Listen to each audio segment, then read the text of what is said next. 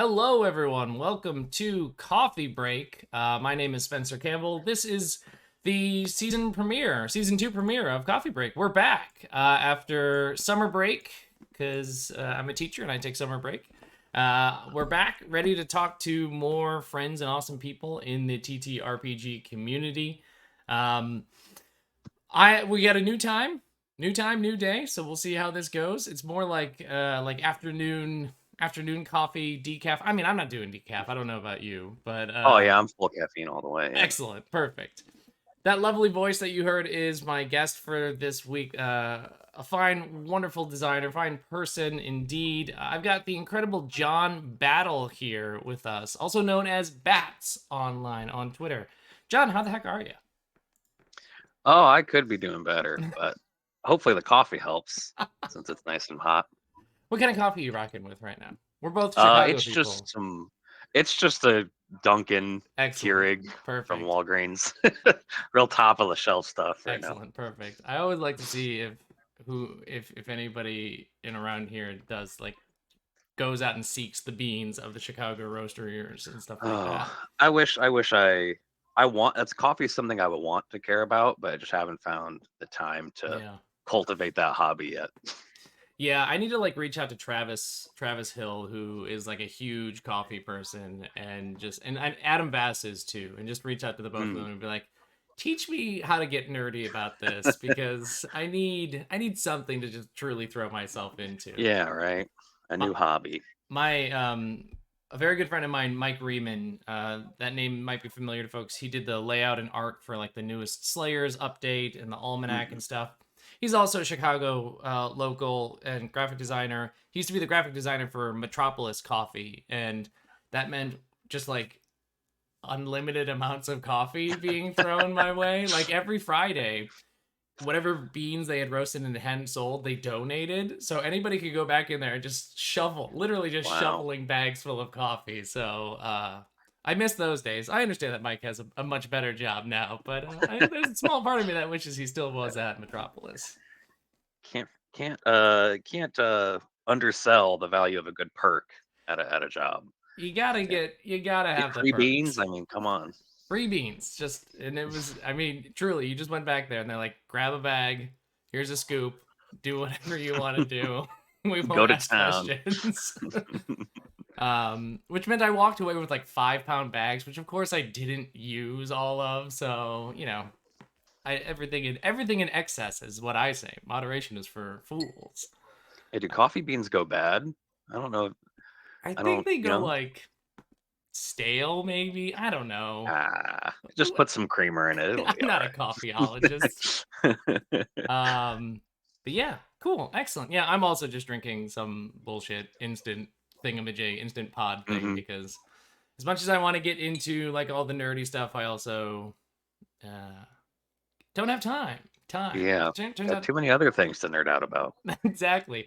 I did mention this to you right before we got started. I literally am surrounded by probably 1,000 Netrunner cards right now on my desk right now. I've to speak of things that I've gotten nerdy and obsessed with. Netrunner is that thing for me now, and this is all Logan Dean's fault. I don't know if Logan Wow. is out there or Logan will ever listen to this, but Logan, you've ruined me financially. I've only ever played the like computer version of Netrunner, Oh, like with the like really simple interface. So you're just arrow keying around. I've never played like the board game or anything.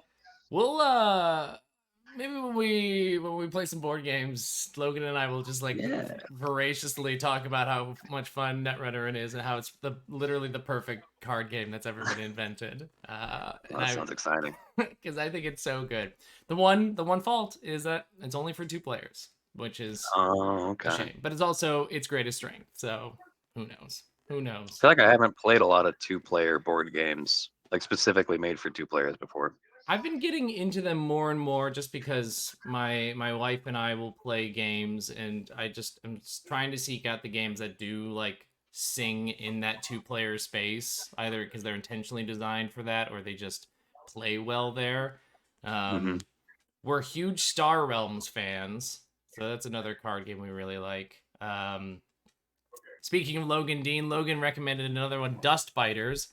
That's another one that's really good. It's just 21 cards, but it's a lot of fun. It's like Mad Max. You're trying to be the last car standing in the post-apocalypse caravan of wacky cars. It's like Wacky That sounds great. Racers meets Mad Max sort of thing.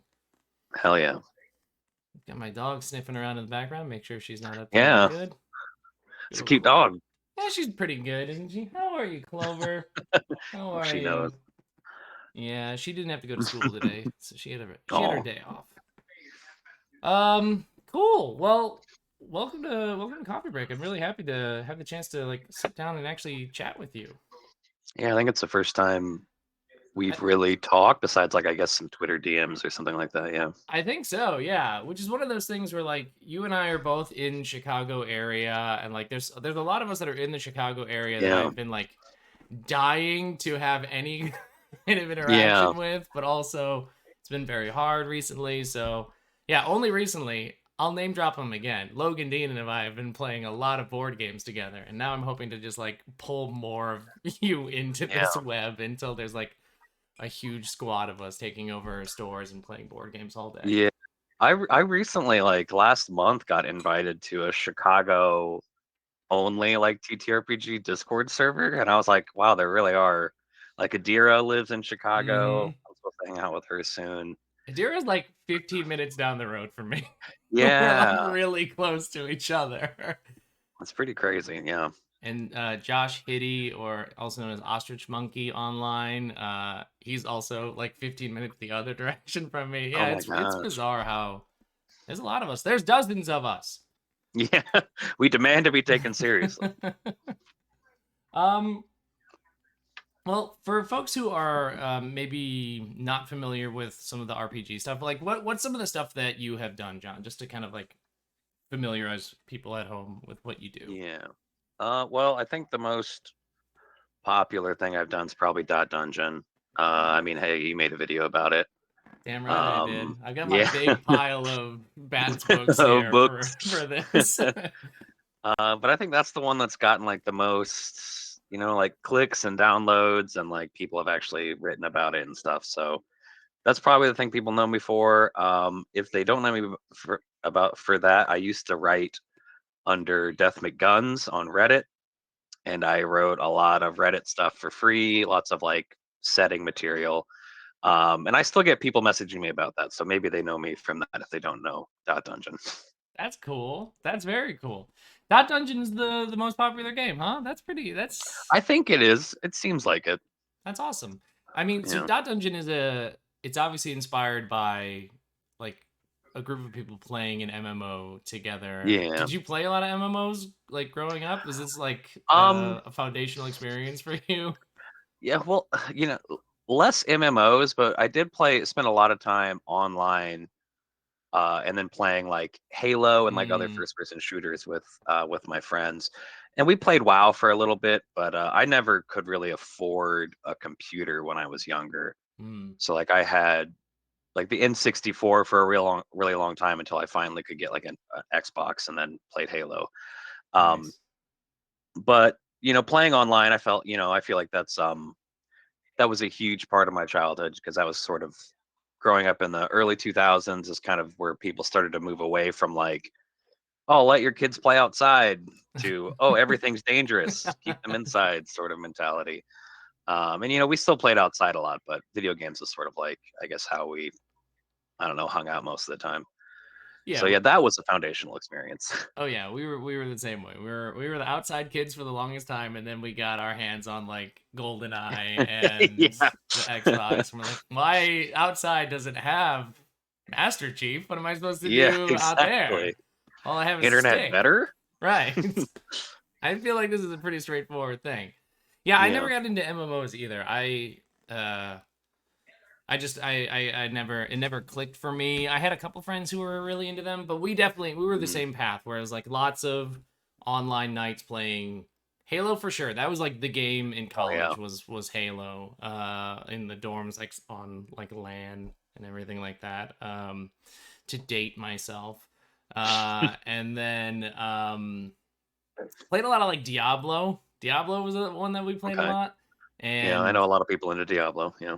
And like, begrudgingly, I must admit, played an unhealthy amount of League of Legends for a long period of grad school. So, Hmm. that explains my wrath and rage fueled me. Yeah, that's certainly. I literally last weekend just went to the finals for the American League of Legends tournament just because I don't play it that much, but I like watching it. Yeah. So I mean, I'm just naturally too competitive I love to enjoy watching playing it. esports. I think it's a Oh yeah, blast. I've been doing it yeah. for forever, watching the Korean StarCraft scene. Anybody who knows how much I am obsessed with StarCraft, I watch. Put that stuff into my veins. It's the best. Truly the best thing to watch. Yeah, StarCraft's intense too. God, I That's love like, StarCraft. you know, John, don't get me started on StarCraft, or don't let me start myself on StarCraft because that will massively change the direction of this talk. well, I've never played StarCraft, so I'm interested in. I've only seen it played, so and that's a totally different experience to playing it, I'm sure. John, I've derailed everything. you, you've killed me here. It's you want to understand why Spencer Campbell is the designer that he is. You play StarCraft and you go, I understand Spencer Campbell. Wow. That was my earliest introductions to like concepts of like asymmetry while playing the same game. And everybody, like, I do a lot of asymmetry stuff in a lot of my games. Like StarCraft is, I said Netrunner's the perfect game. StarCraft is also a perfect There game. are two perfect games.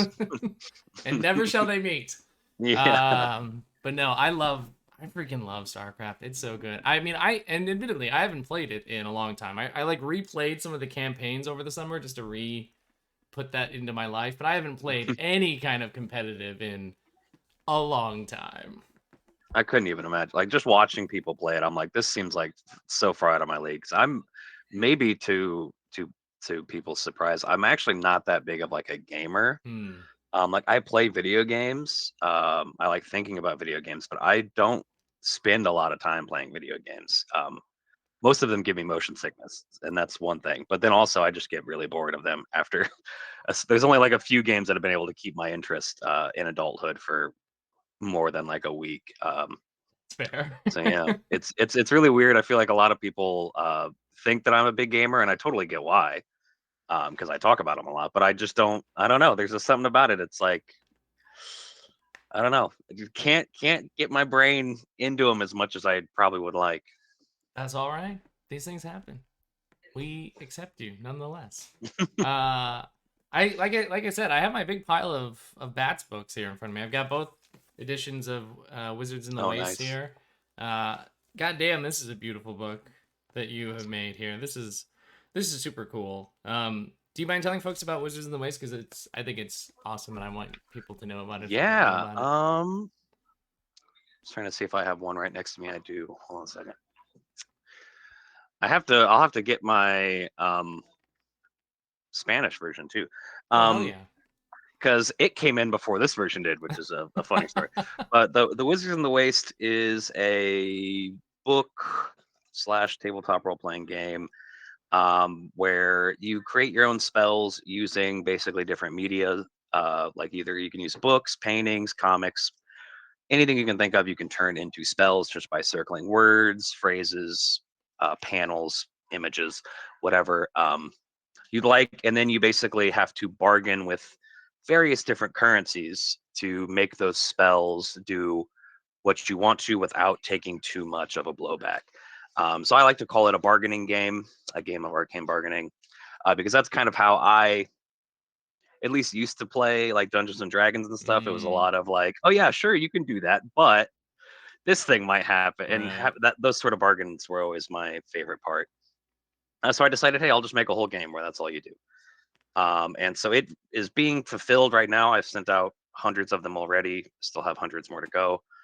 But yeah, it's out now. And let me actually grab the Spanish version because it looks a little different, and it's actually really nice too.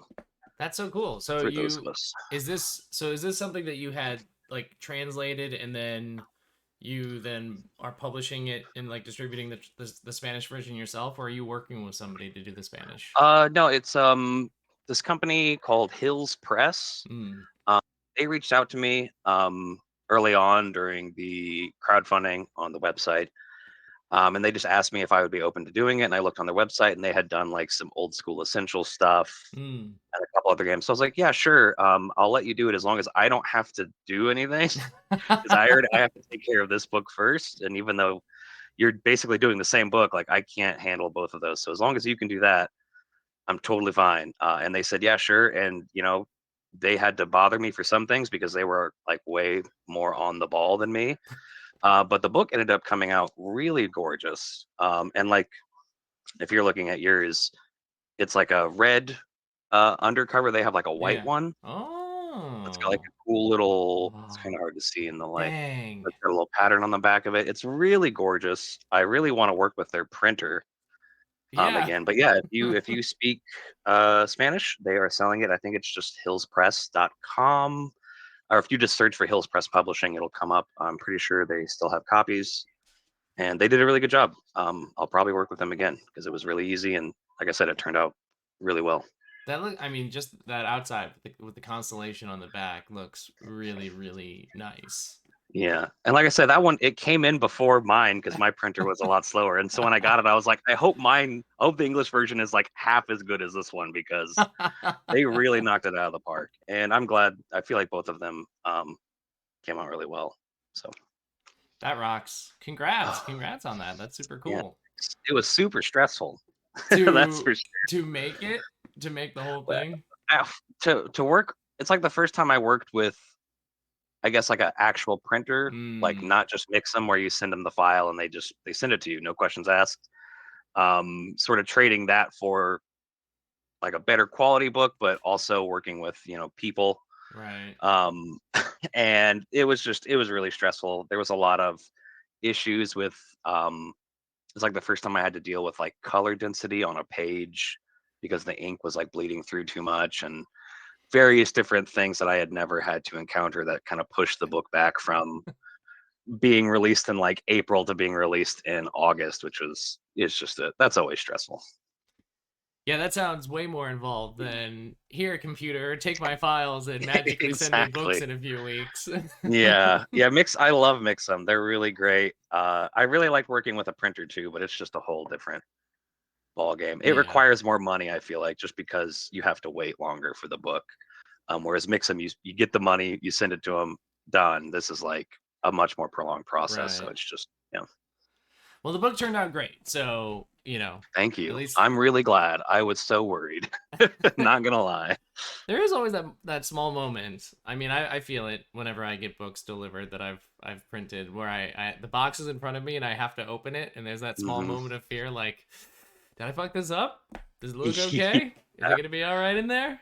I really I hope don't think so. that I don't think it ever goes away. Even for reprints, I'm like, did I somehow mess up? Even though it's Right. the same file, like it's just I feel that 100%. Yeah. The pre-open box dread that one Hmm. feels is Yeah. it's a fun thing. I have, like, I mean, like I said, I've got this big pile of stuff. Iron and Lies, I freaking love Iron and Lies. I love Faye stuff, and so I just loved Same. your interpretation of it. Uh, and this just rocks. It's so good. All Yeah. of the stuff I is feel good. like that's like of all the stuff I've made, I feel like that's like this the sleeper Mm, one. I feel like it kind of disappeared really fast, which is fair because I didn't really do much to support it after the jam I ran. But I still think of it as probably one of the things I'm most proud of, especially when it comes to like a game that doesn't use dice or anything like that. mm-hmm. But yeah, I feel like one of the best interviews I had was with forgot their name, but we were talking about Iron and Lies, and that was like I don't know a really good conversation that came out of that book. So I don't know. It's I'm great. really glad for what it made. If you like anything like in the realm of Faye, and especially like with Faye, like nonsense and mischief and bullshit in terms of like bargaining and like weird twisting and interpretation of Yeah. words, like Iron and Lies is such the game for you to check out. And that's exactly the kind of Faye stuff that I like, because I like the weird, almost like political nonsense of Faye negotiation. Like that's the realm of Faye stuff that I really like. So Yeah. love it. Same. I feel like I really when I was writing it, I feel like it didn't make sense to me until I started writing the silly. I don't remember what they. I think they call them laws, but it's the film terminology that Mm-hmm. they take very literally. I felt like as soon as I started writing that, I was like, okay, I I get think I know what this. I'm doing with this book. This I know which direction I'm I going. see what this is gonna be now. That's awesome. And then yeah, I've got Sun King's Palace here too, which I am. I mean, I just had a great time reading through it. I will I ever run it? Who knows? Do I ever run Yeah, who things? I knows? rarely run things anymore anyway. But it was an absolute delight reading it, and the poster that comes with it is awesome. I appreciate that. As for running it, I have run it a few times now, and I still have not even got to run like half of all the rooms. Yeah. So yeah, I don't know if it will ever be run in its entirety, but one day maybe we'll see. We'll this is just what we'll do. We'll get a group of people. We'll sit in a brewery. We'll plant ourselves for 10 hours or however long it takes. See how many rooms we get through. Then come back the Hell next yeah, day, I would be down. until we get through this dang palace and see what's going I'd on be in there. down. I All right. feel like even though I wrote it, I feel like it'll only ever really like live up to any sort of potential at all if it's all played at once. Because I feel like it's I don't know a lot of the stuff in there I don't think matters unless you've been there for a while and really Right. sunk your teeth in. Um, I mean, you know, I said it off the cuff, but now I feel like I really am into this idea of the true marathon like weekend of the mega dungeon would be pretty dang cool. I'm sure we could find people to do that. That would be oh, I mean, awesome. I would be so down. I haven't done like a marathon session like that in so long, and I love running games. So, yeah, I probably haven't done like a real long like we're spending the entire day playing this role playing game in yeah, years. It was fun yeah, when we did it, but yeah, I have not done anything like that in a very, very long time. But they're fun. If yeah, you get the right group and like the right thing that's just pushing you all forward, it can be really, really cool. yeah. That was like high school. Basically, every weekend in high school Hell yeah. for me was like we're gonna play from Friday night till Sunday night, and that's it. That's all we do. Hell yeah, that rocks.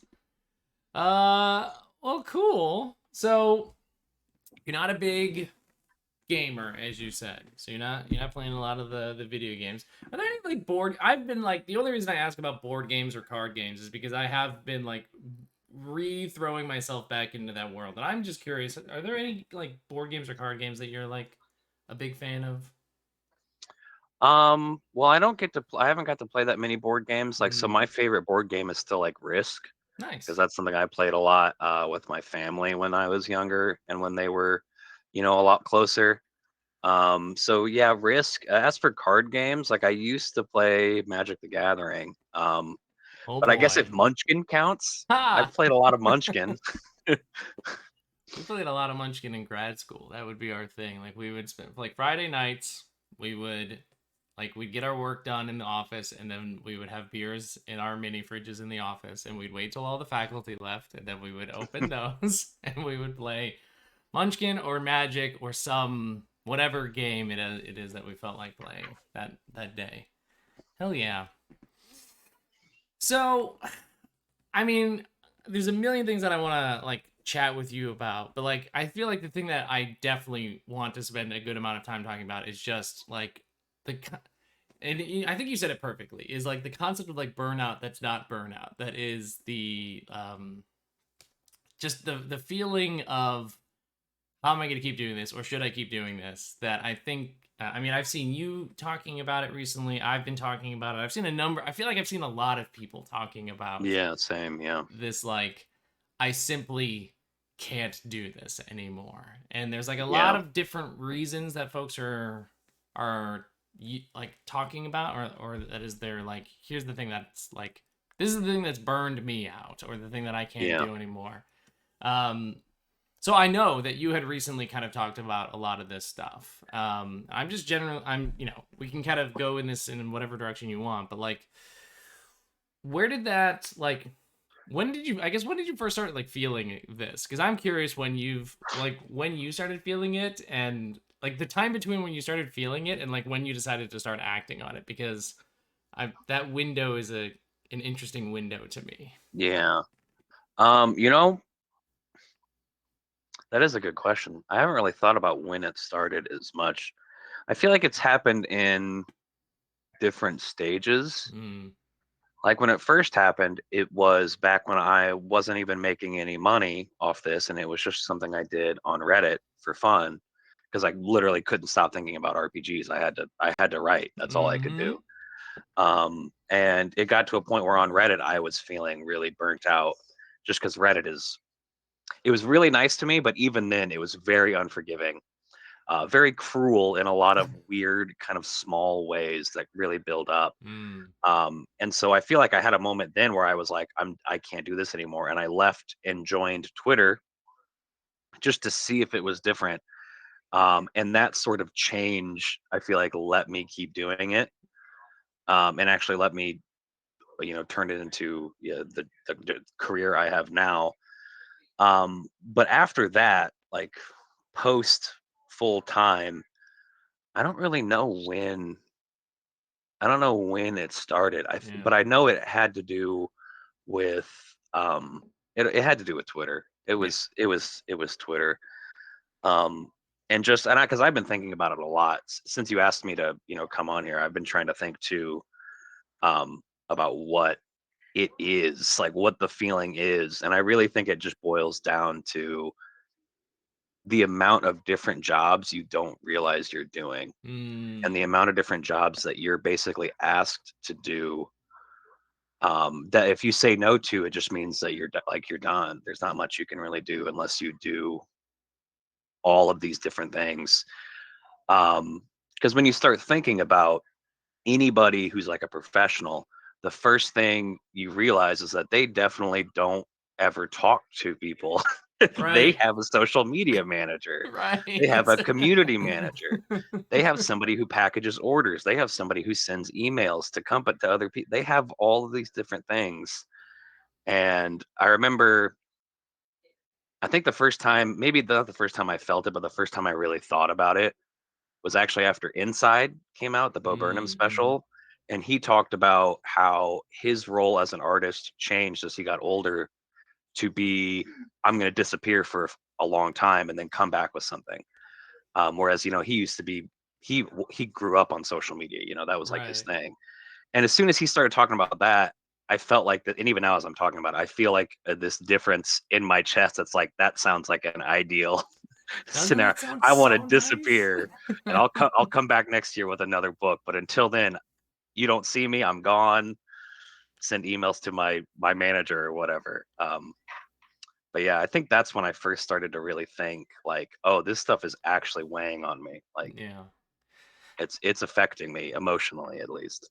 I mean, like the Bo Burnham thing, I think is a really apt analogy too, because the thing that eventually, like, and he talks about this in Inside, and he's talked about this in other places, like the thing that drove him away from continuing to do performing comedy as much as he was is that he was having anxiety issues and panic Yeah, attacks, like literally while performing. yeah, And that's, I mean, first of all, I mean, that's a horrible thing for anybody to have to go through, and that's not what you yeah, want to be going through while you're trying to do an act. And so yeah, he's like, yeah, I got to disappear for a while until I've figured this out and I'm ready to come back. And I feel yeah, like the heightened sense of anxiety of just being ever performing, which in this case is just always being online, right? In whatever yeah, yeah, capacity that is, posting on Twitter, being in Discord servers, etc., etc., etc. Like, it just fucking makes me anxious, right? I just oh like, yeah, I'm just on edge all the time, and I yeah. don't want to feel that way.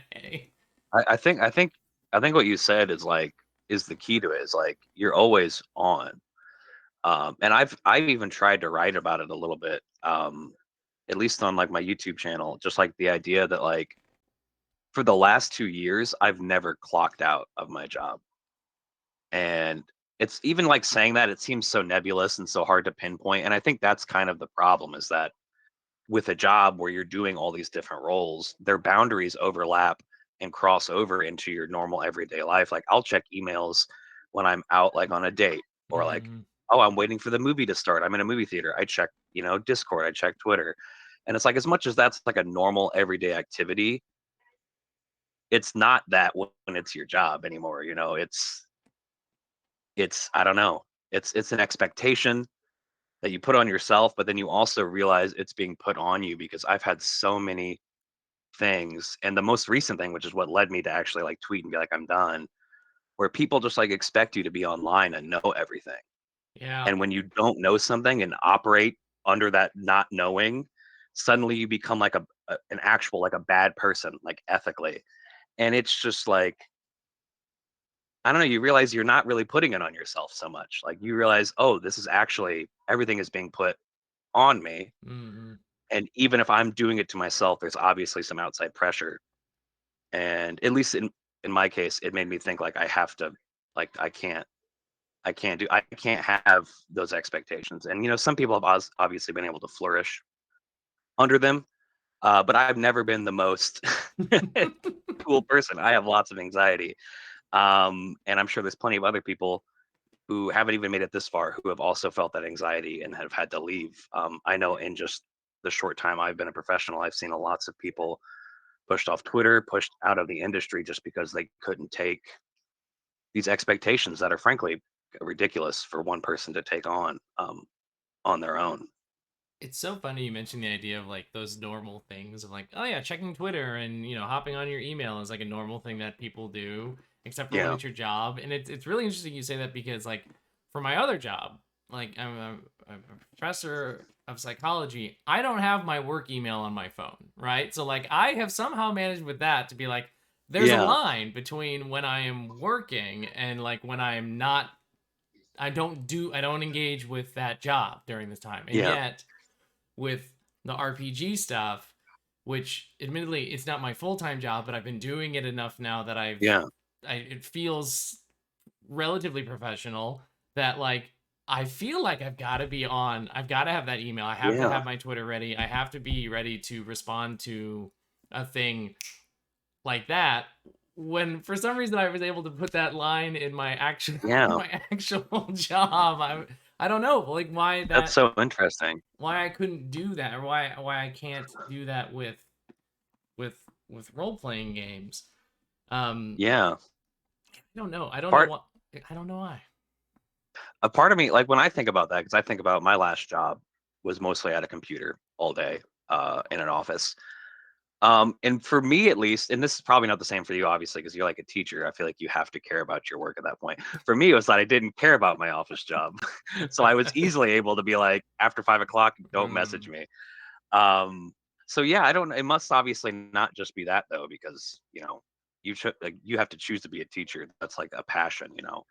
Um, but still being able to set up those boundaries when RPGs, I'm not really sure what it is either. Maybe it is the expectation um that you need to be there. Like, because I know for at least for me, my entire career, much to my chagrin, was built off of Twitter. And even if exact that's same. not, yeah, maybe if that's not true now, maybe I could be fine without Twitter. That's still where I've seen the most growth paired with like Kickstarter and things like Mm, that. Um, and so I don't know if it's like, you know, it's just it's even when I think about it, to me, leaving Twitter almost feels like leaving my job, just mm. because I have no guarantee that there is something waiting after that. I can look at a mailing list, I can do all this other stuff, but part of it just feels like, especially when you watch these other people keep growing in follower counts and in sales on Twitter, it's hard to detach Twitter from like the actual job. 100%. And like that reminds me, and it connects with what you had been saying earlier about like with your early stuff with when you're writing stuff on Reddit, where like you literally just couldn't stop thinking about RPGs, right? And so you just kind of Hmm. just keep writing and talking about it. Like it's the same thing. Like I feel the same sensation. Like I can't fucking turn off my brain and like stop thinking about role playing games in a Hmm. given moment. Like I'm actually really thankful that I'm surrounded by these Netrunner cards because they distract me. They're like I finally have something that's like, oh, deck building. Okay, I can Yeah. can tinker with this now. But like But that whole concept of it being like the thing you're always thinking about, I think it just then translates so seamlessly into then I must, if I'm always thinking about it, I must be in a place where I can always be talking about it and always be present about it. And like I didn't start on Reddit like you did. I started on Twitter right away just because that's I It's didn't know. definitely smarter. Yeah. Well, I didn't know. Yeah, and I didn't know where to start. And I truly like in the beginning just screaming into the void, like with the Yep. earliest stuff, being like, here's this little thing that I'm working on. Is there anybody out there? Yeah. And then like there's that part of you that learns that like if you keep screaming, most of the time nobody's gonna listen, but eventually someone will listen, and that feels good. That gives you a little bit Mhm. of that brain drug right there. Ooh, thank you for listening. And then you go, okay, well, I guess the screaming worked. I guess I should keep screaming, and then you just kind of keep doing it and keep doing it, and you just get trained. You just get trained into Yeah. thinking like, this is it. This is how it happens for me, and finding the alternatives is difficult because you mentioned like the Yeah. idea of like a mailing list. This is something that people talk about all the time. Start a mailing list, get a mailing list going. I don't know about you, John, but my mailing list does not manifest into jack shit when Yeah. I I send it don't. Yeah. out. I'm not. Yeah, I'm not honestly sure how well. I would have to stop Twitter and do just the mailing list to see how effective it is. Because Yeah. I know in my experience, I most emails I look at go straight into the trash. Even if it's something that looks really cool, it's just my natural reaction is like, oh, email, get it out of here. Yeah. Um, so like even though I send email list stuff, I still post on Twitter. So it's like, I'm not sure Right. to what benefit it would be. But that's again, I feel like it would be easy to just do the experiment and try it, but it just feels so, I don't know. It's terrifying. It's terrifying to think like maybe there is nobody listening at the end of it. And maybe it is the screaming that gets people to listen. Because I know I had the same experience. I joined Twitter as somebody who doesn't normally do the screaming thing. Mm-hmm. Because it's just harder for me to do it. I don't know what it is. And it took somebody. It was Joe. Um, I don't know how to. I think it's Simone. I don't remember. Oh yeah, I Last heart name. Fargo on. Yeah, Yeah, yeah, yeah, yeah. yeah. Joe, the guy who literally cannot stop buying RPGs. Yeah. Uh-huh. He retweeted like one of my first or second little books that I released on Drive Through. And that was like I always remember that moment because that was the moment that anybody, like people actually started to listen to what I said. Mm. Um, and it took that to sort of get anybody to care. And I feel like there's still that sort of I guess culture of like you need the ladder to be brought down to you, at least on social media, on Twitter, unless you get extremely lucky Right. and just suddenly a tweet goes crazy. You kind of need somebody to reach down and pull you up. Otherwise, you're stuck, kind of just sitting there for who knows how long, indefinitely. I'm sure for some people, like me and you, I feel like are both probably pretty lucky in the grand scheme of things. Mm. Top, 1% of people who talk about RPGs a lot, Right. considering how many people probably try and fail. But even then, it's like even at my level, I feel like I've hit this point where I've like plateaued. And that's one of the things I feel like that's definitely aided in the burnout is like feeling like I don't know what the next ladder is because I feel like I've hit Mm. this point and I don't know how to get up any higher. That's definitely kind of fed into all these feelings for sure. The plateau thing is so interesting that you mentioned that because I've been thinking a similar thing with myself where I've like I ramped too quickly, I think is what I ended up doing. Where like I started off with my like bullshit little crow game, Corvid Court, with on black text on a white I remember background that. that I remember that. I threw some stock art into it. I'm like, I like crows. Do you like crows?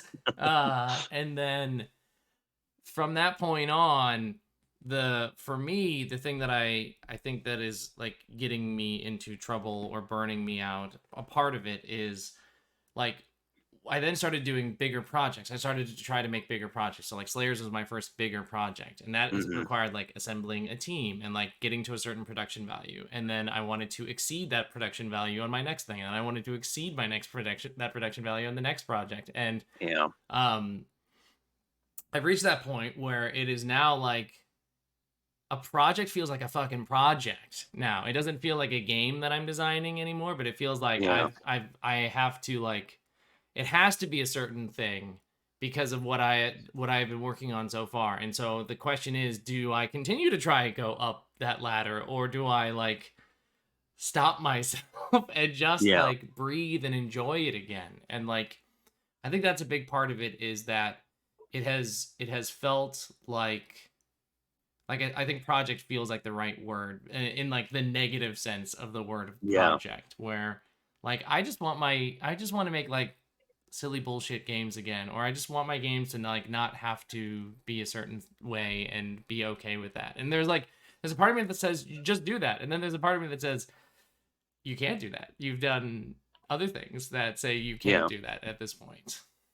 Yeah. No, I think that's a really good point. I feel the same way. I actually even recently, like within today and like days prior, I've been hitting this like I hate to call it writer's block, but Mm, it's essentially what it is. But it's spurned on by, I guess, like product thought, not being able to just write the thing and being like, well, what's it going to look like, and all this other stuff. And it's definitely that I would say one of the biggest things I have been thinking about is I keep thinking about one thing. It's actually Wizards in the Waste related. When I first released that game on itch, I feel like I went all out on the itch page. I tried to mm, make the coolest itch page I possibly could, and I did it, and I feel like it worked pretty well. It was probably my most popular game at the time. And ever since then, I feel like every time I go on itch, I see other people who are doing that, but even better for mm-hmm. even smaller games. Yeah. And I look at that and I feel like I have been or am being like left behind. Like I can't grow as fast as these other people are doing like these high production value things seemingly on their own or in small groups. And I'm just sat here like, I can barely put a gift together right now. How am I supposed to compete with like this pamphlet that has an entire page of like animation? And it's uh, just I definitely feel a sense of burnout just from like looking at the expected quality for even like small games.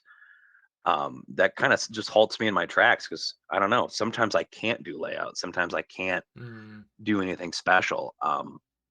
And it does, I feel like, and I feel like a little responsible, like maybe I participated in this setting the bar a little too high for a game that's like 20 pages, mm. sort of thing.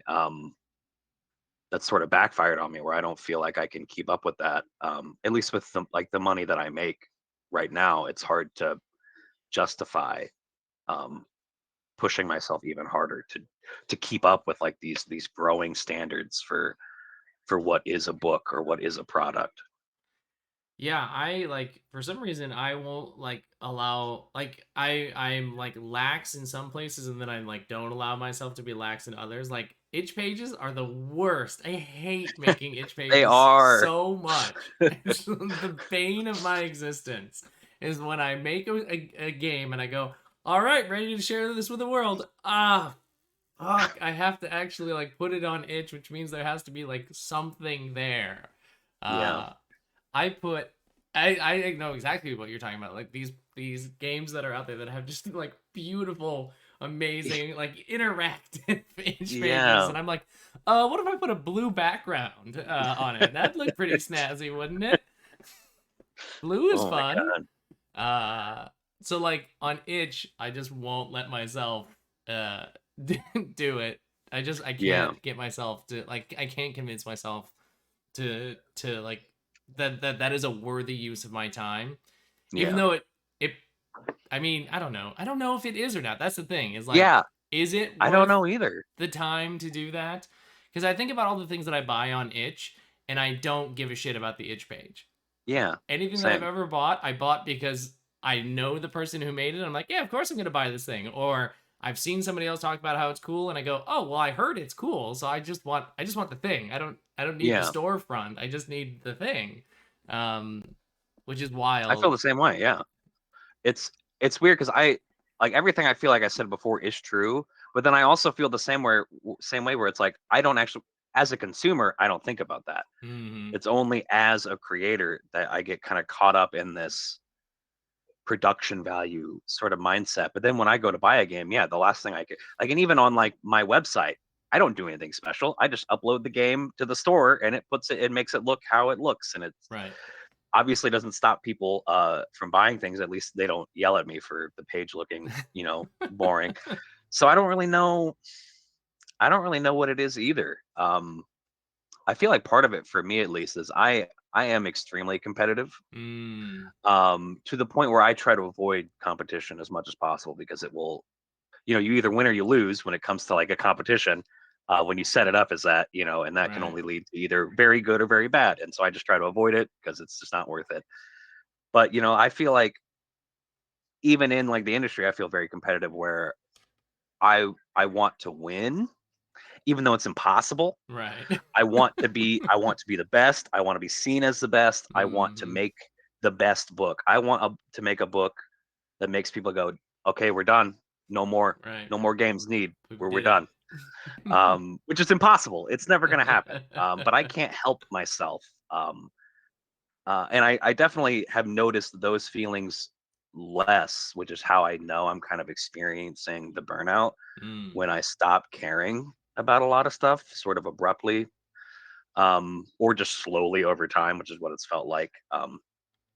And that's kind of what makes me think that's part of the main reason why I want out, quote unquote, out, Yeah. is I feel like I'm stuck. I feel like I'm stagnating. I feel like, and maybe it's my fault for certain things I've done, but I don't feel like I'm growing at the rate that I even was before. And I just feel like it's time for a change. And maybe that's just my instinct to like run away or something like that. But I don't know. It just feels like at this point in time, it feels like if I kept going Mm. down the same path, there might be a dead end at some point. Um, and that would be a little bit more detrimental than me jumping the tracks and trying something new. Um, yeah, it's lots of different things There's tied up in there's there's so many things tied up into it. Michael, aka Signal Station, has a fun point here in chat, which is everyone needs to be able to take a break and suck a little. David Bowie wasn't made lesser by his time with Tin Machine, you know. There you go. it. Oh If gosh, David Bowie yeah, can that's a walk good away, point. we can walk away. Yeah. Uh, it's it, I do want to like I want to talk about like the concept of being done with RPGs because I think I'm going back and forth with what I mean by like done or like what Hmm. cutting back means and or like my reframing of what being an RPG designer means to me. I think has been shifting a lot in the last few weeks. Yeah.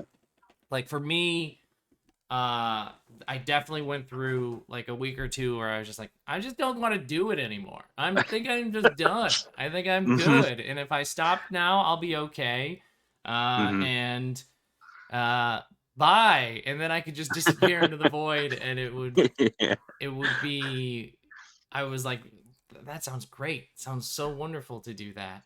Um, Thankfully I had a couple of folks who were like maybe just like see if there's some other like things that might be doing that to you that's not like the design Hmm. itself. And so like for me, my big thing that I've been trying to do, and again, this is all trying, is like just truly cutting myself off of online. And this goes back to that thing you mentioned earlier, like the goal, the dream, John, is to be the guy that goes, here's my thing, now I'm Yeah. gone until I come back Exactly. with Yeah. my next thing. And like, and for that to work, for that to go, oh, Spencer's back and he has a thing, and we haven't forgotten him because he hasn't been screaming on Yeah. Twitter this entire time.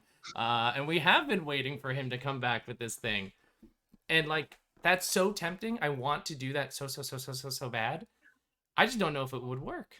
There's the Yeah. part of me that just goes, if you stop posting on Twitter, how will anyone ever know or care about what you do ever again? Yeah. And I feel like then you're trapped to it, right? You're chained to it if it's the thing that's going to be. So I deleted my Discord server, which Yeah. was I saw that. Yeah. a liberating experience to do. Genius idea. Uh, it was so nice when I first made it, like all the way back when I released my first game, Score. Nobody was in it, and I was like, oh, there's nobody here. And then it grew and it grew, and it certainly had its cool moments. Like I don't want to say that it was a disaster the whole time. It was really cool to have people around, especially when like game jams were happening. But just Hmm. I think the thing is, I've learned nobody should have direct access to you 24/7 ever, Yeah. unless you want them to. Yeah. And that's what having a Discord server was like. Yeah. At any point in time, somebody could just send something to me, like could ping me in any of these servers, and they felt like they had access to me all the time, and it was really horrible to do Yeah. that. So getting rid of that has been it's a weird experience because the muscle memory. Like I pick up my phone and it's one of the things that I want to go to right away, and I open up Yeah. Discord and there's nothing there. I mean, there's like my DMs, and it's like, oh, that's right. This is not part of my muscle memory routine of checking things right now, and that's been interesting. Yeah, that sounds interesting. It's weird for me, and it's probably my Discord server for like my game stuff is pretty small. It's mostly like one person who posts memes most of the Nice. time. um, and I think that's because it's weird because I feel like I'm actually really good at setting boundaries between me and people who are fans, Mm, or like the audience, whatever they prefer to be called, I suppose. 'Cause I don't really have a preference. Um, I feel like I'm pretty good at that because I like generally I'm a pretty closed off person. I'm pretty introverted.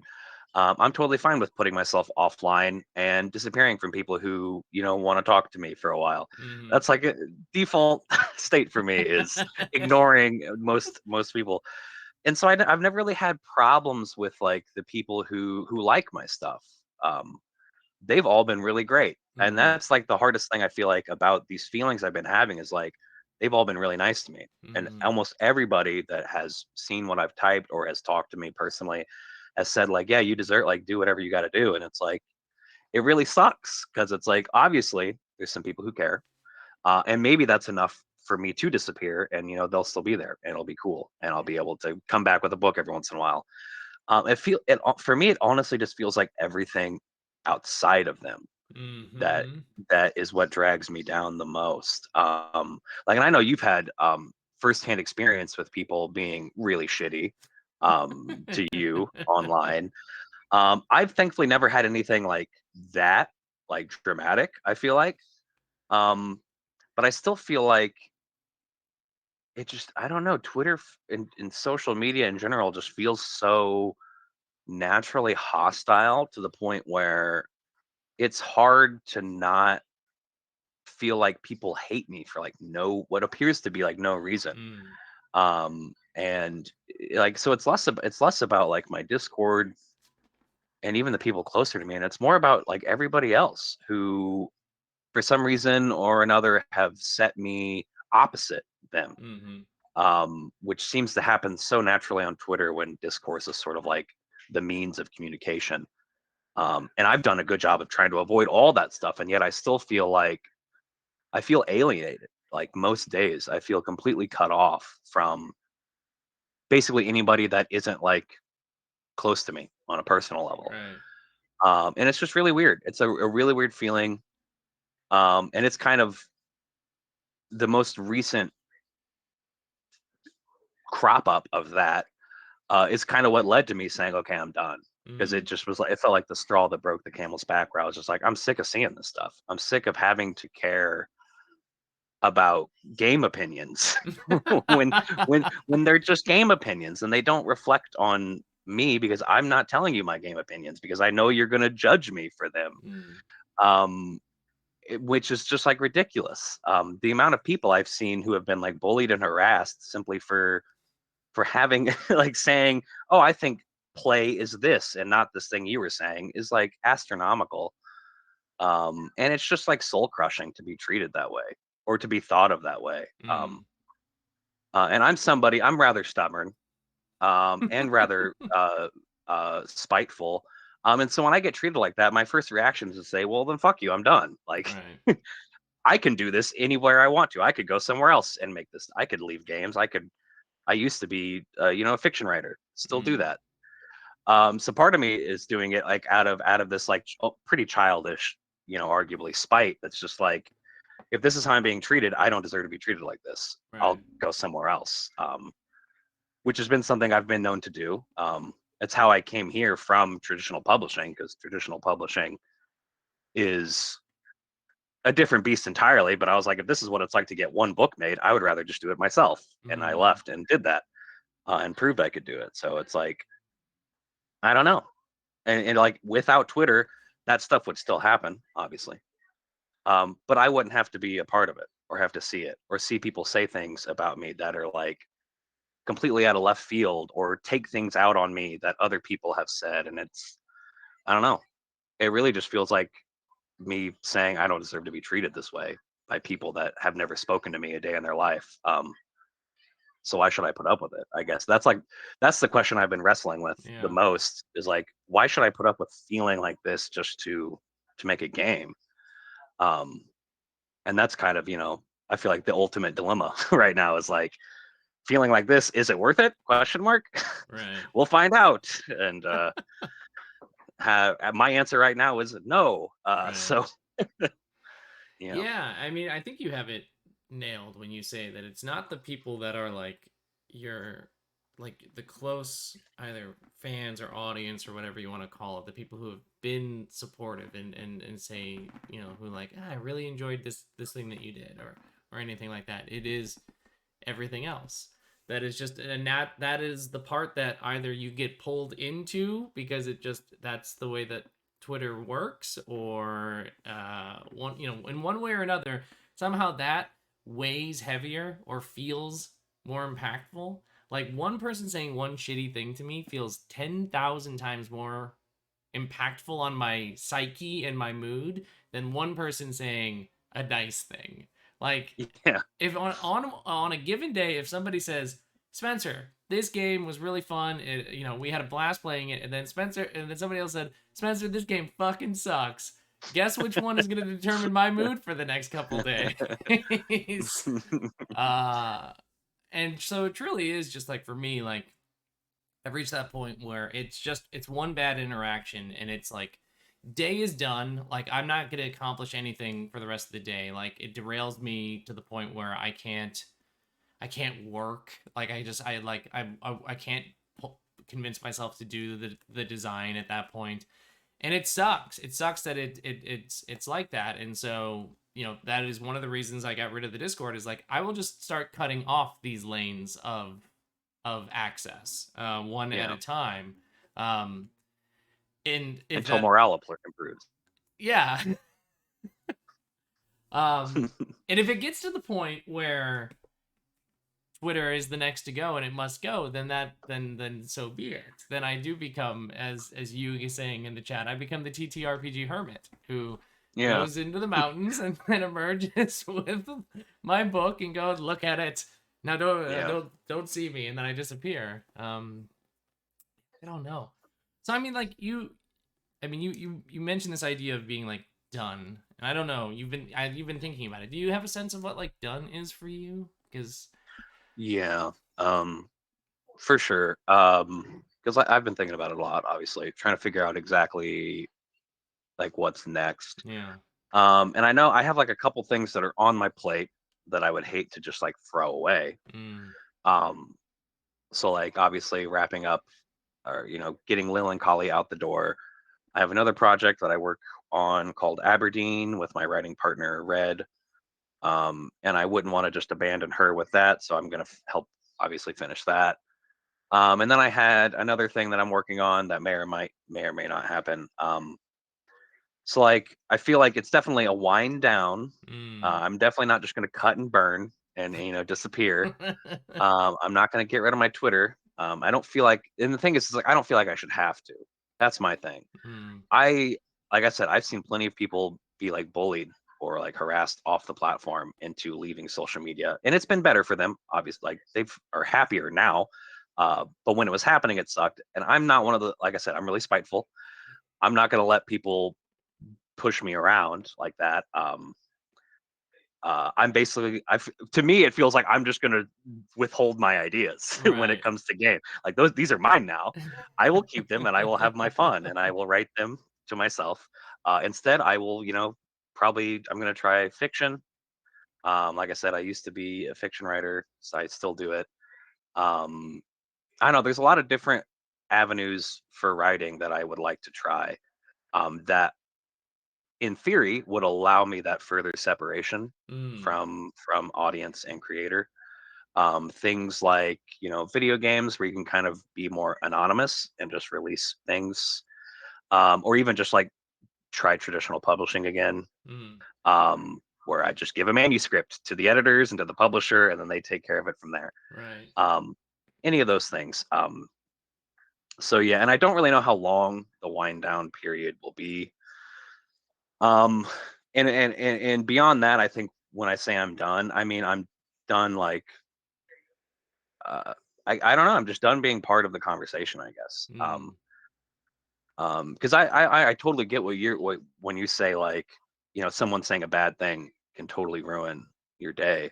I feel like despite the success I have found, most things like reviews, I guess primarily that are written about me, are highly critical, Mm. and not usually with like bad intentions or anything like that. They're not like seeking to destroy me.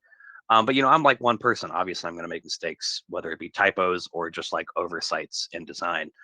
And so it even feels less like the negative things that people say, and it feels more of, it almost feels like I am being or have been or am continuously typecast into like a role that people have prescribed for me.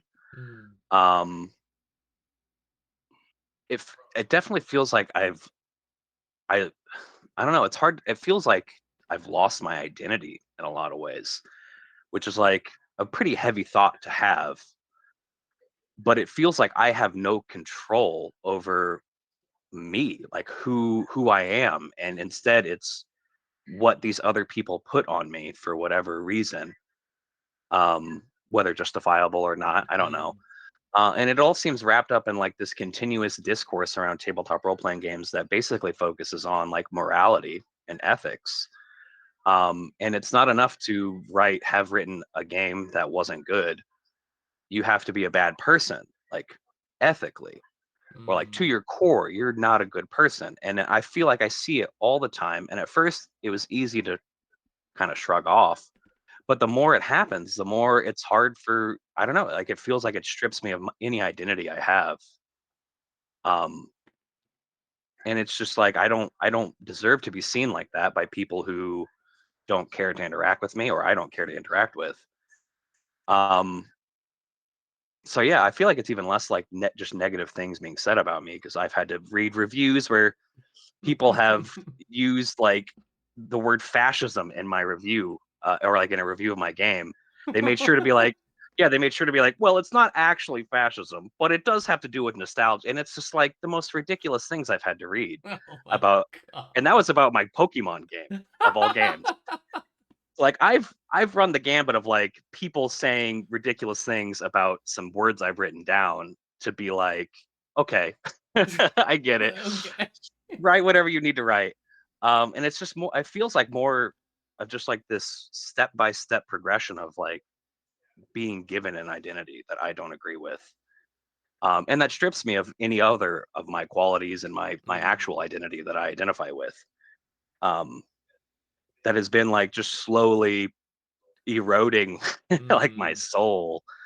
It's such a dramatic way to put it, but like it's hard to think of it any other way after like 2 years of doing this. And for it to only have been 2 years for it to build up so fast. Right. I don't know. I don't know. It's hard to wrap my head around. Mm-hmm. But yeah, just like waking up and being like, oh, who's, I don't know, not knowing, where I stand with people. Mm. It's just really weird and alienating. I think alienating is the best way to describe it. Yeah. I feel very detached from the scene, even already, like Yeah. before saying I was done. Like, Yug has an interesting kind of question or way of phrasing it. I wonder if this is sort of how you're feeling that. So it's more like you've become the community's idea of who you are rather than you. Is Yeah, that sort of? I guess so. Yeah. And it's definitely something I've struggled with before because like I'm queer. I have been, I guess, quiet about it. I'm Mm, not somebody who likes to. I don't know. I like being queer. That's just who I am. And like I understand how I look, and I know how people read me when they look at me. mm, And it feels like that, but then just put across like my entire identity. mm, It's like I know what I am, but then other people see me, and so I am instead these other things. Completely refusing to acknowledge like any history I may have had or anything like that. And it feels like a lot of qualities like that have been put on me just simply because I am quiet and I don't really talk about myself that much, even though my writing is very personal and very like reflective and stuff like that. On social media, I'm not usually somebody who talks about that kind of stuff mm. because, in my opinion, it's my business. Um, but like the most recent thing, I was like really mad yesterday. Because uh, I've had some really great people come up to me and talk to me about My Body as a Cage, Mm, which to me is like one of my favorite things I've done because it was based entirely around my idea of like my queerness and like literally the song doesn't really have anything to do with being queer, but like just the lyrics of it and like the title itself being very relatable on like a level of like feeling kind of trapped inside of a cage or a shell or something that didn't completely represent me. And I've had a lot of great people come up to me and talk to me about that and say that like, oh, this game felt extremely queer. And I was like, I'm really glad that you saw that because I didn't even see it at the time. uh, Like I just wrote it and then I realized later, like, holy shit, I probably should have talked to a therapist when I was writing this game. Um, but like I feel like that entire side of me, like being a queer designer, has been and continues to be just completely erased by the mm, scene, which is just very upsetting. It's just very alienating again, I guess is the word I'll keep using, where it feels like an entire side of my work is just completely ignored because it's not something that I guess I put out into the world mm, as loudly as maybe other people expect me to or want me to. I don't perform, I guess, the way other people want me to. And so as I would say, I was getting really mad yesterday because it feels like Polygon they're releasing a bunch of articles like this week, or maybe it was last week, about right. the future of TTRPGs. And one of the articles revolved around queer games. And I feel like when it comes to queer games and queer designers, it's like the same three games that get written about Mm, over and over again. While I see some of my friends who are queer are like homeless and struggling to find people to even support their work. And just like, I was just getting so mad because I was like, it feels like the industry, there's like a certain group of people who are already kind of successful and are rather big in the scene who are deciding the future of TTRPGs right now. Like mm, that's literally what all the articles are about. yeah. All the usual suspects are up there, and it's like there's a group of people who are deciding the future right now, and it feels like not only am I not a part of that, but like if I'm not a part of it, there's so many hundreds, thousands of people that haven't even found my like modicum of success who are also not a part of that and are like locked out of this possible future. And like with the rising standards, like we talked about before, it just I don't know. All of that sort of compounding just makes me think like if I'm not a part of the future, if all these other people aren't a part of the future, like what does that mean? Is it a good future? Right. And if it is good, is it only good for certain people? Is it bad for other people? And it's weird to be in like this position, I feel like, where you see the future being written, like literally, not figuratively, but they're literally deciding this is what the future of games is. And just being completely out of that discussion and seeing Mm, all these other people completely out of that discussion. It's really, again, alienating. It's just such a weird thing to like come up against. I feel like it's such a weird thing as an artist to literally be shown this is the future if you don't fit in with it. Sorry, I guess. I feel like I don't know how many times that's happened in like history for an artist to come up against that. Hmm. But it just feels so weird. Like I don't feel bad about it. I don't feel good. It's just like it's almost like existential. Sure. Like you're opening the book of the future and like trying to find where you fit in with that. It's like a really weird time, I feel like, for role playing games. Yeah, that was a really long winded. I don't even remember where I started with that, but I love it. I love it. that's where I'm at right now. Yeah, there's a whole slew of those Polygon articles that are coming out, or I know the number have already come out, and I think the whole week is being devoted to tabletop stuff Yeah, going on this week. I think you're right that we are at an interesting point where like the next phase of the community or the scene is sort of starting to take shape here. yeah, Um, it's it's fascinating. I wasn't around in the other eras of the indie RPG scene with like the Forge or yeah, Google Plus. Like I wasn't around.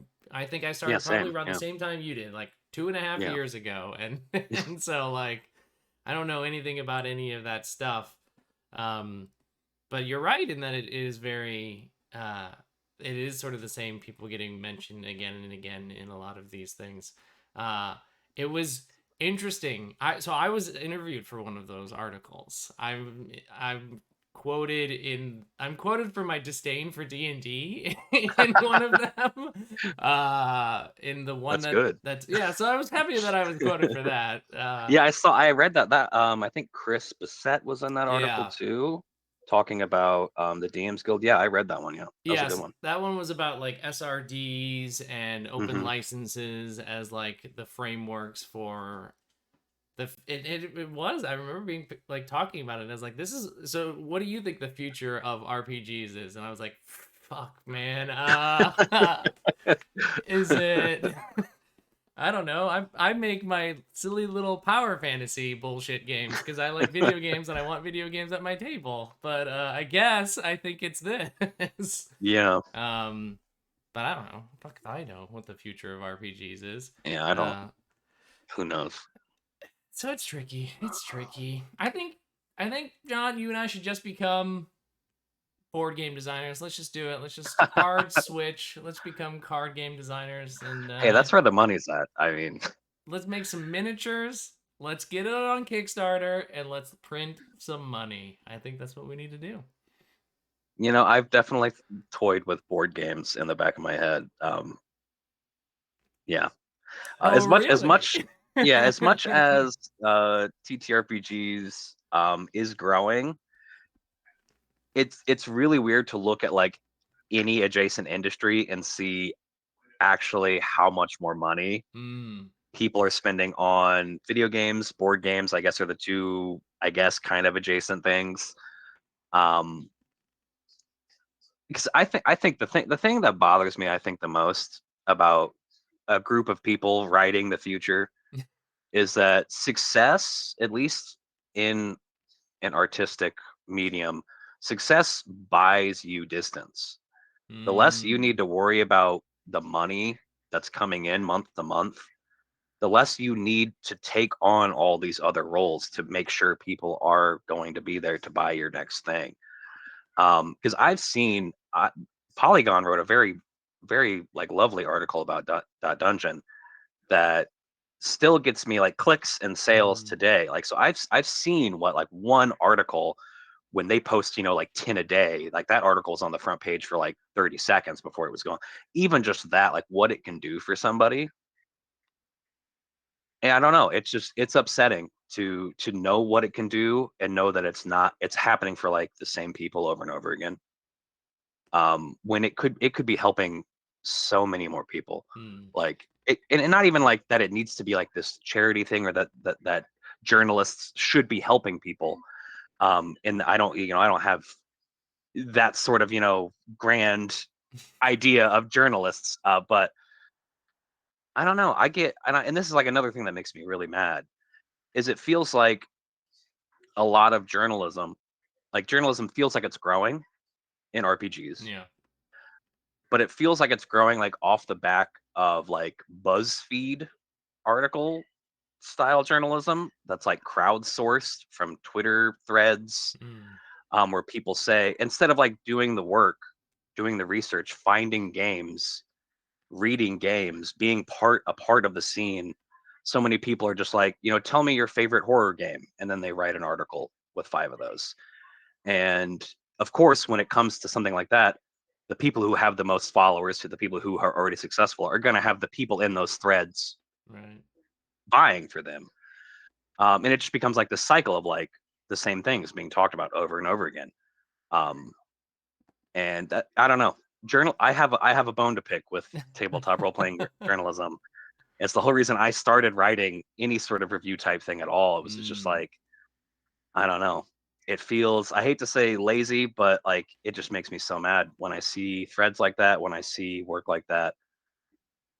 Because I don't know. I feel like a journalist, Joe again, to mention Joe Yeah. said it best. Like a journalist has to be like in role playing games is going to be somebody who just can't help themselves. Somebody like Joe who can't stop buying things, except Right. the opposite, where they can't stop talking about things. Um, and it just feels like we don't really have that yet. Like we Mm. don't. We have. There's like a few people who do it, and they do it pretty well. But I don't think we have the. We don't have the. We don't have like the journalism yet. We have just like, again, it just kind of feels like BuzzFeed articles, top 5 lists, things like that. And there's Mm. not somebody out there digging through itch looking for games, like looking for the next thing, or even just looking for a good thing that got overlooked. Um, which could change somebody's life, or at least their month. Um, I I don't mean, know. you're right. It's wild how one mention from like a high profile Twitter account or a high Yeah, profile site like Dicebreaker or Polygon or something like that can have a massive impact on somebody.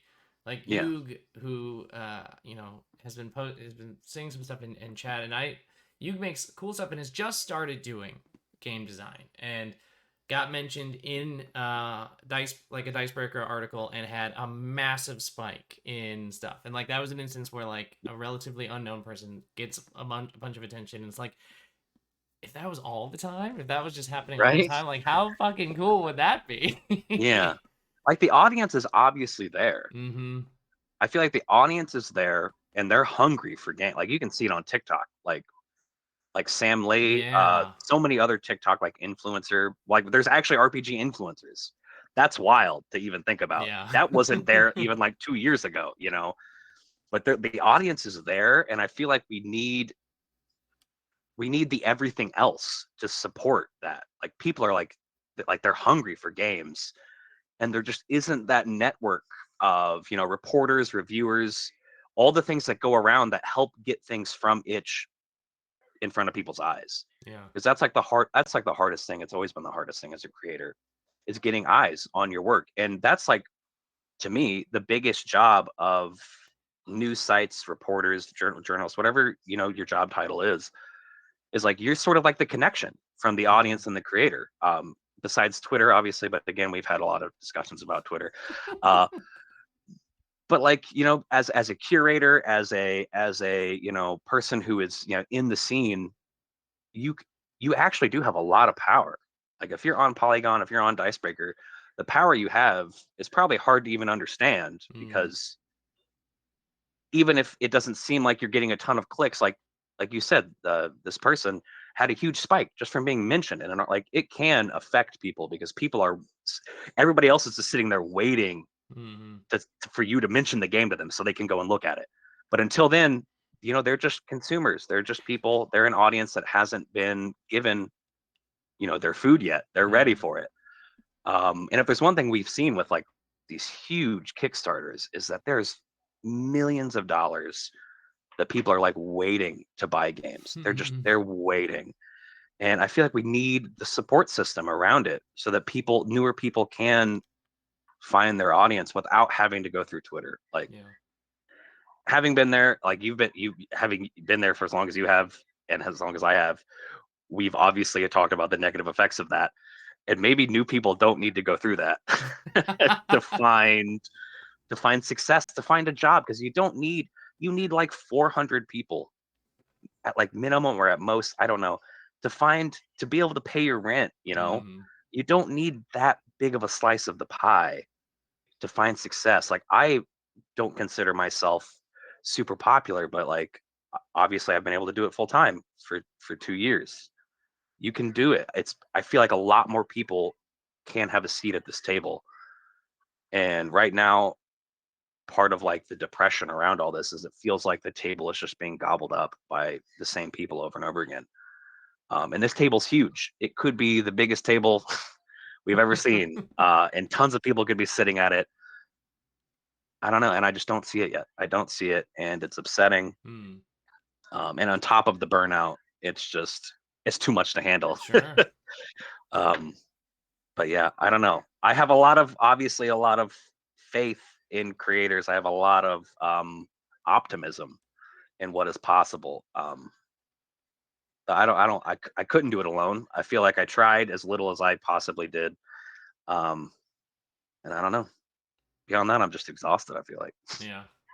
I yeah, remember when I first experienced the eyes on me because someone of influence posted my thing, and it was when the Slayers Kickstarter was going, and John Harper retweeted it, and I was like, yeah, ah. And it was like a quote retweet too, so he's like said something along yeah, with it, and you could literally watch the graph on Kickstarter change from the moment he yeah, said that. You're like, oh, that's what happens when somebody who who has who yeah, has sway says something. And it yeah, was, I mean, it was campaign changing in terms of that. So like, yeah. John Harper. I feel like John Harper is one of the few people he's obviously found his success. right. Everybody knows who John Harper is. Everybody knows Blades in the Dark. Everybody knows Lady Blackbird. Everybody knows World of Dungeon. He's obviously made his name, and I feel like he's one of the few people who consistently reaches down and tries to Yeah. pull people up. And I don't see him on Twitter a lot, but he still does it. Like, so he's obviously, hopefully, found that balance Yeah. between the two. But if more people like John Harper, things might be different. But that's probably difficult too. I have no idea what his day to Yeah. day life is probably like. I'm Who so knows? curious. Yeah, maybe I'll chat with him sometime.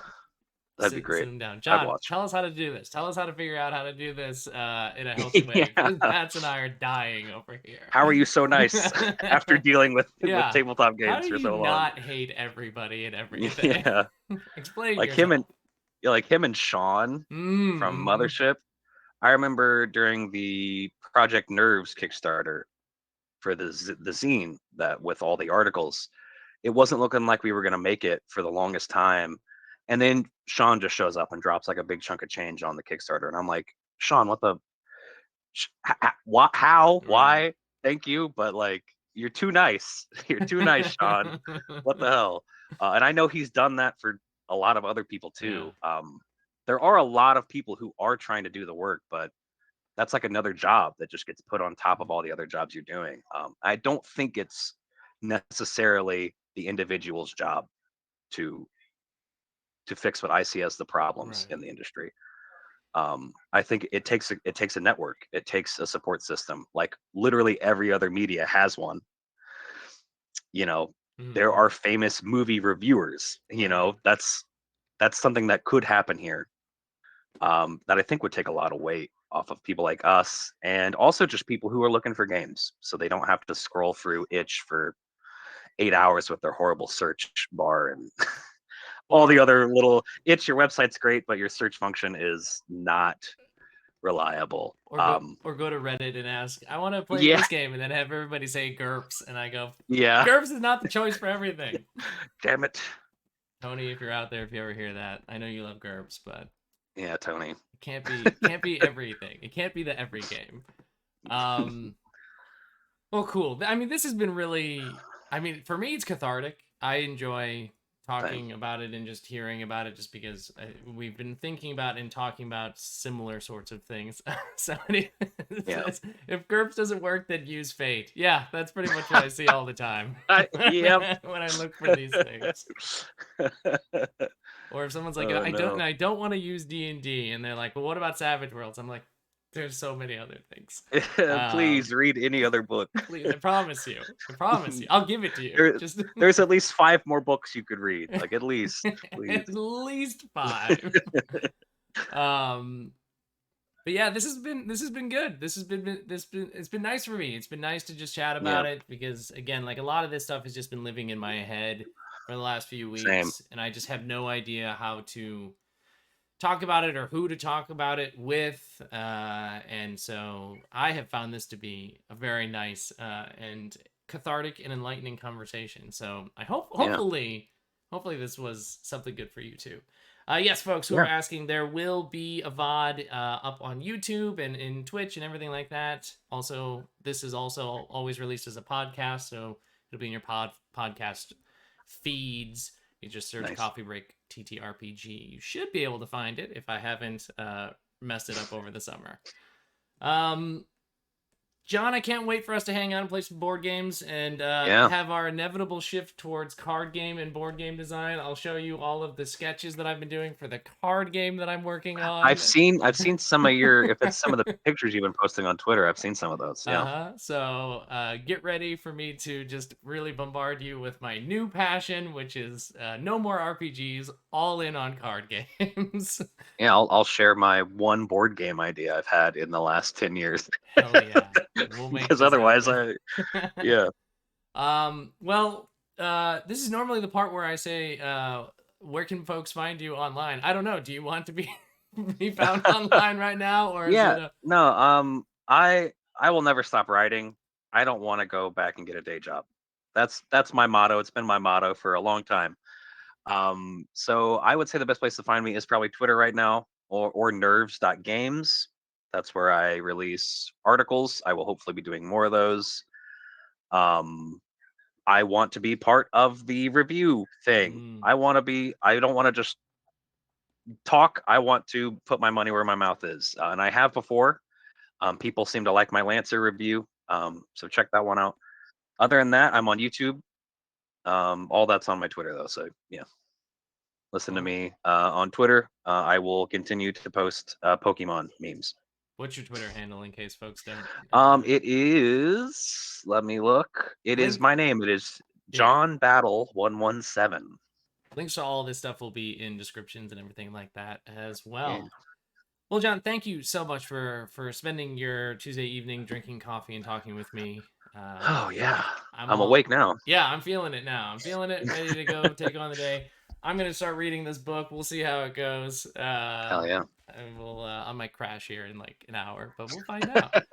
Folks, thanks so much for watching and listening, or wherever it is you are enjoying your coffee break. We'll be back next Tuesday. No idea who the guest is. I have not prepared very far in advance, but It'll be me again. No. John's back, and we're gonna talk about that card game and board Yeah. game. Well, Uh, we're just gonna play it the whole time. I That's think all it'll be. the coffee break will just turn into every week us talking about the game as we design this board game. Perfect, You know, excellent. that'd be pretty dope. It's not a bad idea. We got to put that together in our marathon of Sun King's Palace. Yes. All right, folks. Thank you all so much for watching, listening, all that. Have yourselves a wonderful rest of the day. We'll talk to you later. Bye.